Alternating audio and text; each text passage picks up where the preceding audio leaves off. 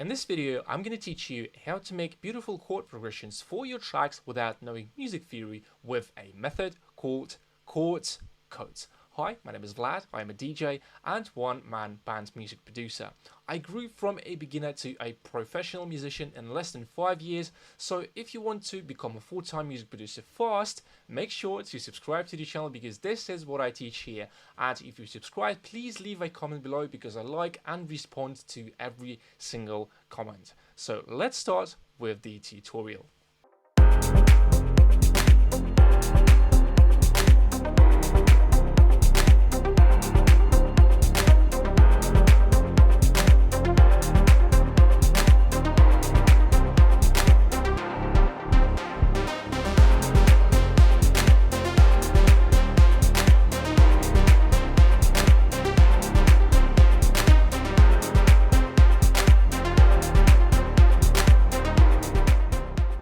So what do you really need to start making chords without music theory? This method is very, very simple.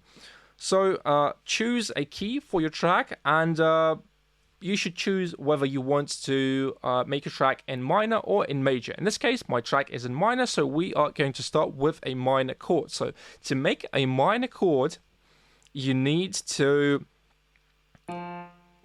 choose root note, F, and you do like that. So there's a gap in between the first and the second note. So to make a minor chord, it's going to be 2 and 3. So this is a minor chord. So you see, here are 2 notes. It's 2 notes gap here and 3 notes gap here. So what you are doing, you are counting how many notes are in between of your notes, like the gap. So in this case, F, G sharp, and C is going to be a minor chord. If you want to do a major chord, you need to count 3 and 2. 3 and 2.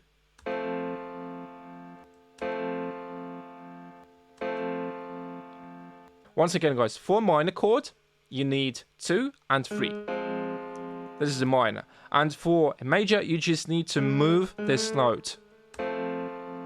And you can do that from any note you want. So if we take a sharp,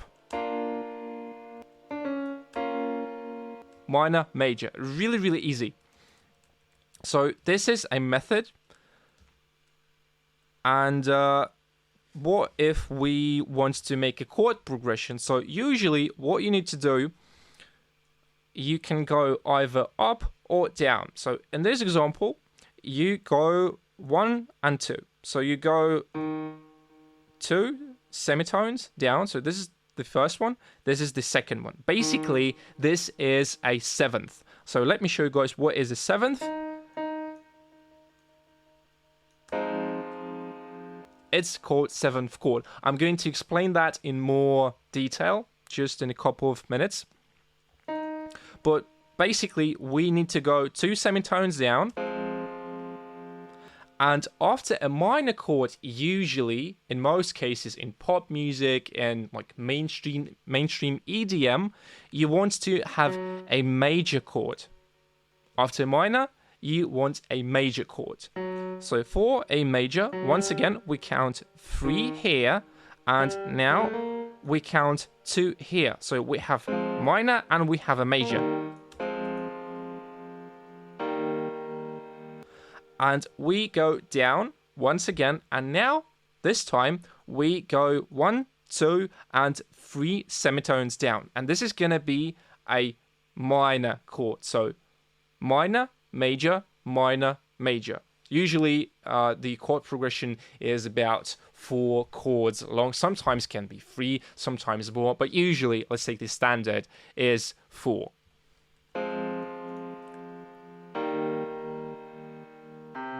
And here, we want a minor chord.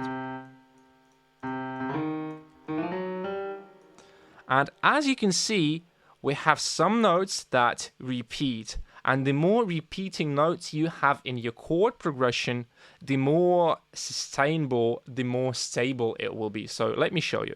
If I do like that,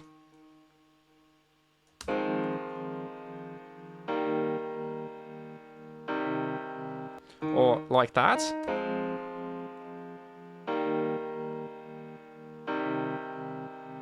it's really, really stable. And here, once again, and here, guys, we want to have a major chord. Like that.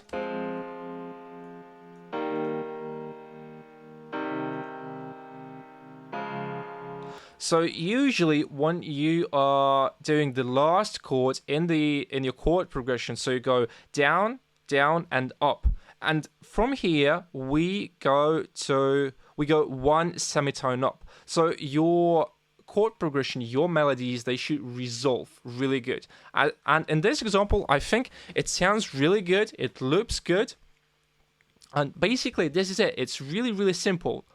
So you just need to count the gap between your notes, and for minor chord it's going to be 2, 3, and for major chord it's going to be 3, 2. Really, really simple. So now, guys, let's talk about second tip. And second tip is about using 7th, 9th, 11th chords.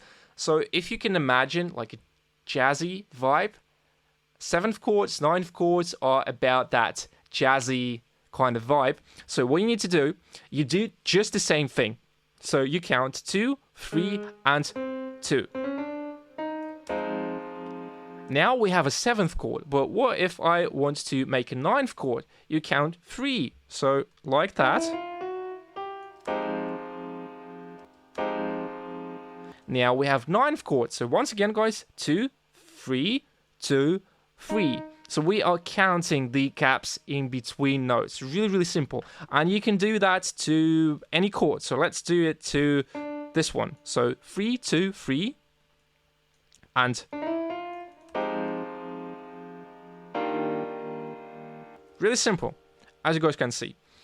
So once again, if you want to create a jazzy kind of vibe, you want to use 7th, or 9th or 11th chord. So I can add even more notes to this chord. Something like that. This is going to be a 11th chord. And once again.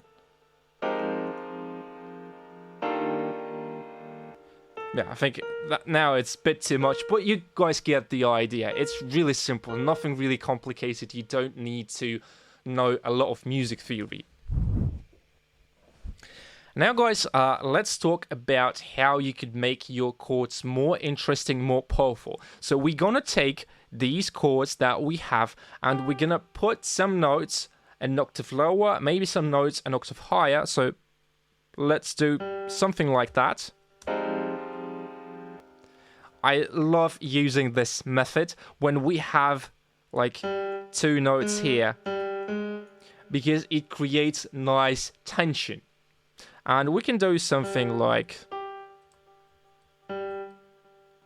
that.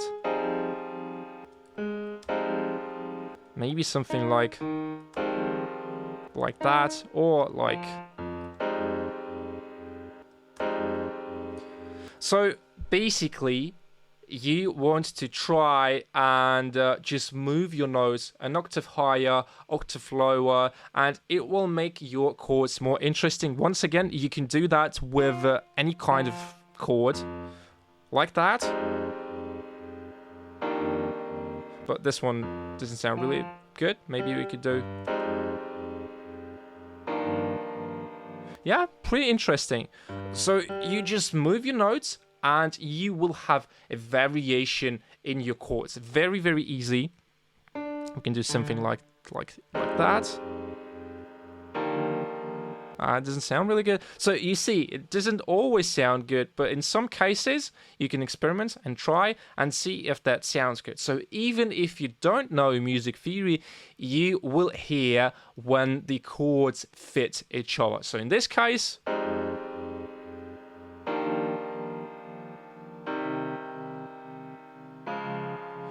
very simple. And what else could we do to make our chords more interesting? So we could do something like that. So let's take our root notes and we're going to put them one octave lower, and it will add a bass note and a power to our chord.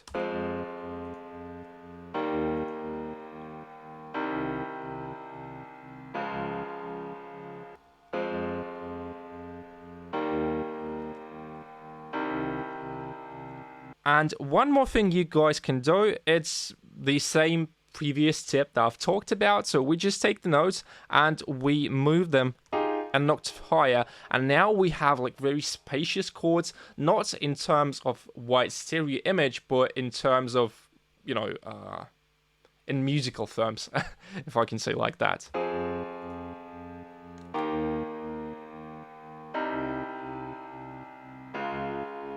So now the chords, they sound really pop-ish, kind of, mainstream.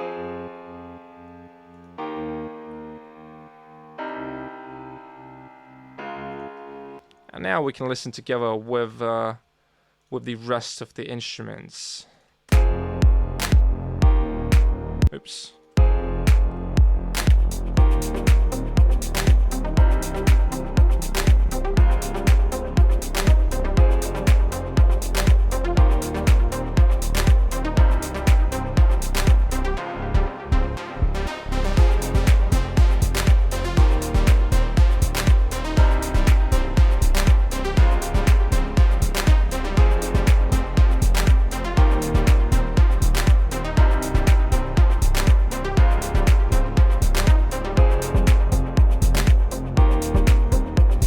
So that was all for today, guys. I hope that I could make it clear for you. I hope that you now understand how to make chords for your tracks. I hope that you've learned something from this short little music theory lesson. And if you guys did, if you found value in this video, if you liked this tutorial, please subscribe to the channel, leave your comments below. And also, if you have any questions, if something is unclear, feel free to leave a comment. I will help you and answer your questions. So thank you very much, guys, for watching this video, and I see you guys in the next one. Bye.